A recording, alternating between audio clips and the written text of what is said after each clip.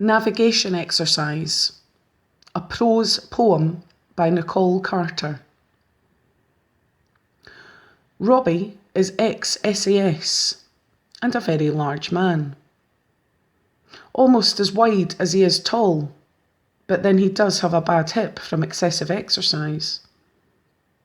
He hands me a rucksack he'd made of an old cattle feed bag, sticks and string, and takes my good one off me. Put your sleeping bag in this and put it on.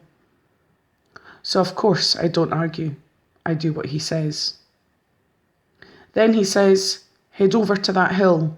The rest will meet you there. He gives me a map and compass, shows me where he wants me to go, and lets me take a bearing.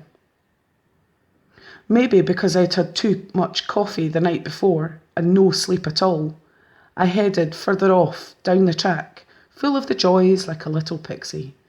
Cross over the stream to get onto the moor, forget to take another bearing, and also forget which hill on the map I was supposed to go to. So of course I get lost.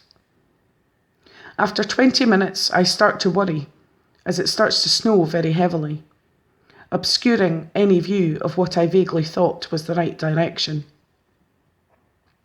Fortunately, I could see one of Robbie's men, who is also ex-services, a wee bit away from me across the moor, keeping an eye out for me. So I hike over to him and tell him I'm lost, which he had probably guessed already.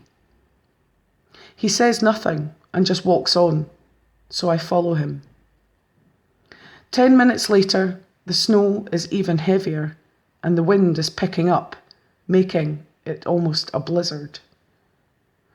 I notice his face and neck are red from the cold, and he's wearing an interesting green net scarf. I start to worry even more because I'm getting cold, even though I have my wool thermals and a couple of fleeces on under my waterproof jacket. He very curtly tells me to sit down by a hillock, and when I protest, saying I'll get even colder and wetter, he just shouts, "Sit down!" which I promptly do.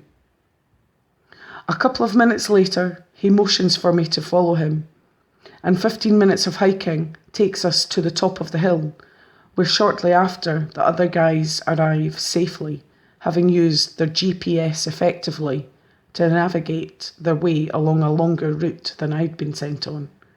Luddites be warned.